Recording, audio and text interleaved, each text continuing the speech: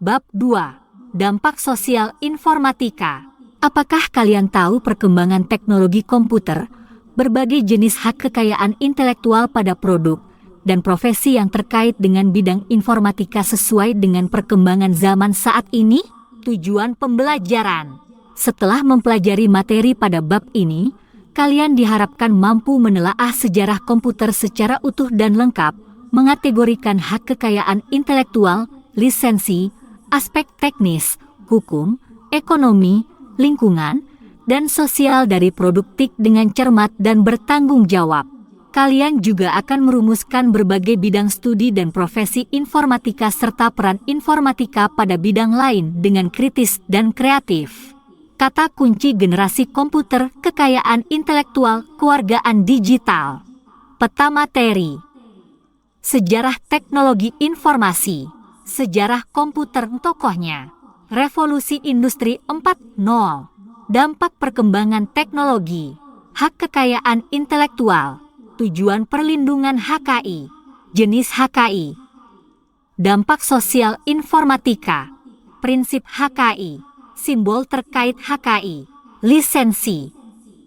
Profesi peran informatika. Bidang studi profesi. Manfaat belajar informatika. Kewargaan digital.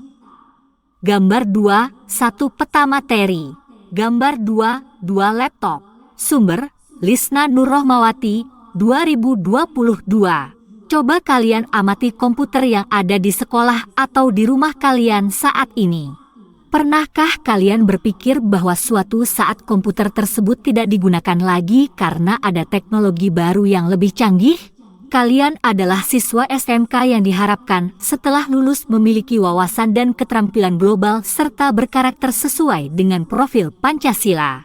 Dapatkah kalian menjelaskan faktor apa saja yang memengaruhi perubahan infrastruktur dalam perusahaan? Contohnya, ketika perusahaan mengambil keputusan untuk mengganti seluruh perangkat komputer yang dimiliki saat ini. Coba bayangkan, setelah lulus dari SMK nanti kalian akan memiliki keterampilan yang sesuai dengan bidang keahlian masing-masing.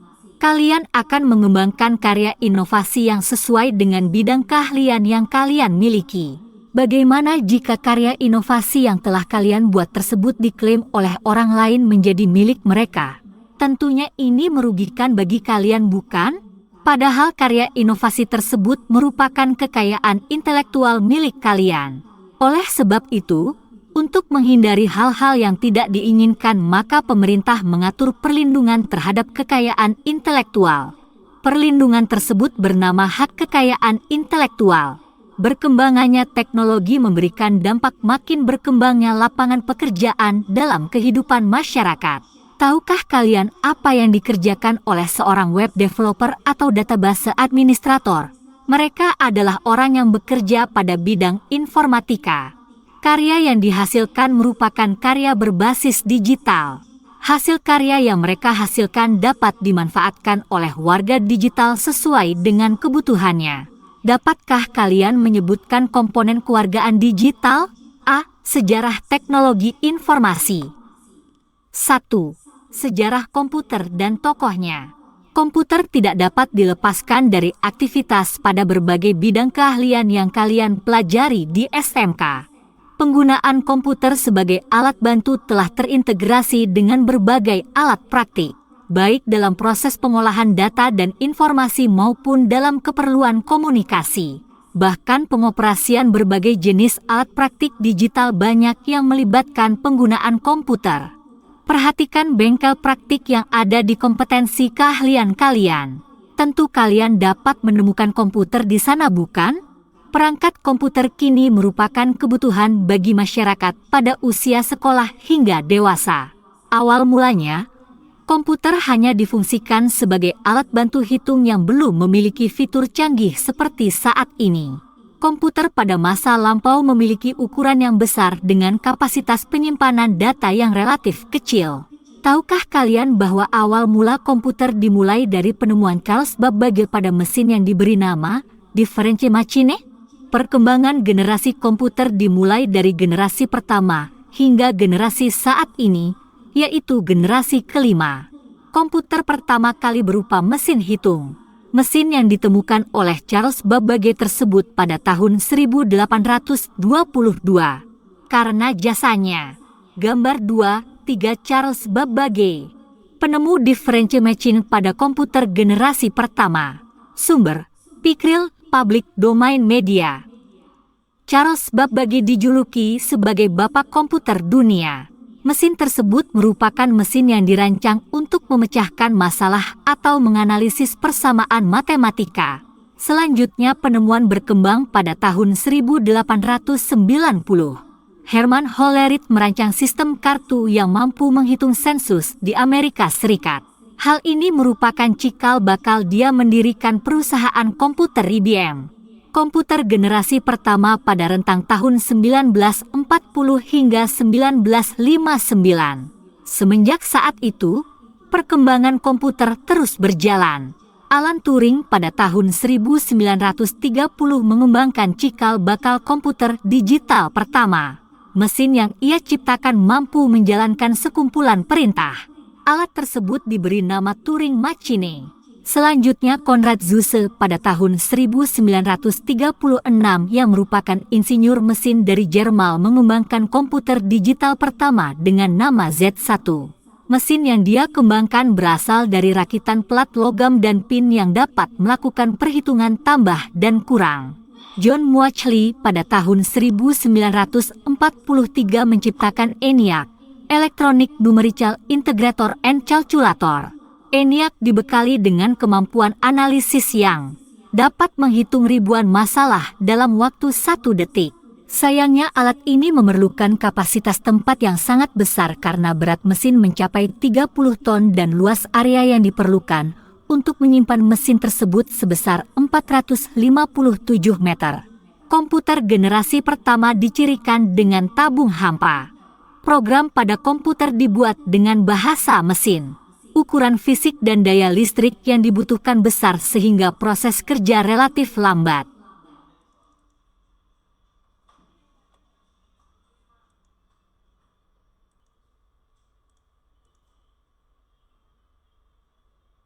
Selain itu, kapasitas penyimpanan data sangat kecil. Setelah masa komputer pertama, komputer generasi kedua ditandai dengan penggunaan komponen elektronika berupa transistor. William Bradford Shockley, John Bardeen, dan Walter Hauser Brattain merupakan penemu cikal bakal komputer generasi kedua. Komputer generasi kedua ini sudah tidak menggunakan tabung hampa, tetapi menggunakan transistor. Bahasa pemrograman yang digunakan juga bahasa assembly. Berbeda dengan komputer generasi pertama yang memiliki memori yang kecil, maka komputer generasi kedua ini memiliki kapasitas memori yang lebih besar. Selain itu, komputer generasi kedua sudah menggunakan media penyimpanan berupa magnetic disk. Proses yang dilakukan sudah cukup cepat sehingga dapat dikatakan bahwa memiliki kapasitas proses yang real-time. Komputer generasi kedua berada pada rentang tahun 1959 hingga 1965. Gambar 2. 4 penemuan transistor pada komputer generasi kedua oleh William Bradford Shockley, John Bardeen, dan Walter Hauser Brattain. Sumber, Emily Style, William B. Shockley, foto, galeri, nobelprize.org, Nobel Media AB 2014. Gambar 2, 5 Jack Kilby, bawah tengah, dengan penemuan Nietzsche sebagai komponen penyusun komputer. Sumber, James R. Beard, Ownwork CC BY-SA 4.0. Komputer generasi ketiga dimulai ketika seorang insinyur dari Texas Instruments mengembangkan komponen elektronika yang bernama IC, Integrated Circuits. Insinyur tersebut bernama Jack Kilby. IC yang dikembangkan merupakan gabungan dari 3 komponen elektronika, yaitu transistor, kapasitor, dan resistor. Pada masa komputer generasi ketiga, 1965-1970, muncul masa komputer pribadi, personal komputer. Seros Alto pada tahun 1970 adalah komputer pertama yang menjalankan perintah pengiriman email dan mencetak print dokumen. Tampilan komputer tersebut sudah menyerupai komputer modern. Ciri komputer generasi ketiga, yaitu menggunakan komponen elektronika berupa transistor hybrid integrated circuit sehingga secara fisik ukurannya lebih kecil. Komputer generasi ini sudah mampu melakukan multiprocessing dan multiprogramming. Komputer generasi ini mampu melakukan komunikasi data. Selain itu, perkembangan yang luar biasa pada komputer generasi ini, yaitu sudah menggunakan perangkat input-output berbasis visual. Perangkat yang terpasang adalah mouse, keyboard, dan monitor. Selanjutnya, perkembangan komputer generasi ketiga ini sudah dikenal media penyimpanan yang bernama floppy disk atau disket dengan kapasitas 1,44 MB. Gambar 2, 6 floppy disk atau disket. Sumber Akunas Pratama, 2023. Gambar 2, 7 Steve Jobs dan Steve Wozniak tokoh komputer generasi keempat. Sumber Kylie Media Production.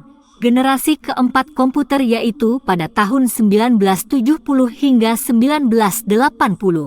Apple yang didirikan oleh Steve Jobs dan Steve Wozniak pada tahun 1976 meluncurkan produk pertama, yaitu Apple I, komputer dengan sebuah single circuit. Komputer generasi keempat memiliki ciri mulai menggunakan Very Large Scale Integration, VLSI, yaitu pemadatan ratusan ribu IC pada satu chip. Bahasa pemrograman yang digunakan yaitu bahasa COBOL, BASIC, dan Pascal. Komputer generasi ini sudah mengenal Database Management System, DBMS. Pada generasi terakhir, kelima, perkembangan komputer lebih pada kemampuannya dalam menyelesaikan masalah.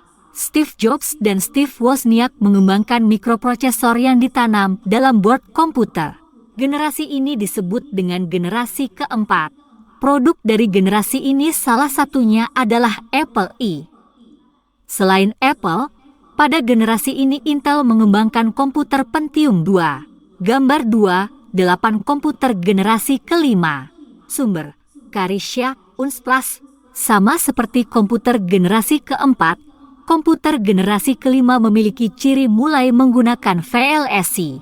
Perkembangan yang sangat signifikan pada komputer generasi kelima ini, yaitu mampu melakukan pemrosesan data dengan menerapkan Artificial Intelligence, AI.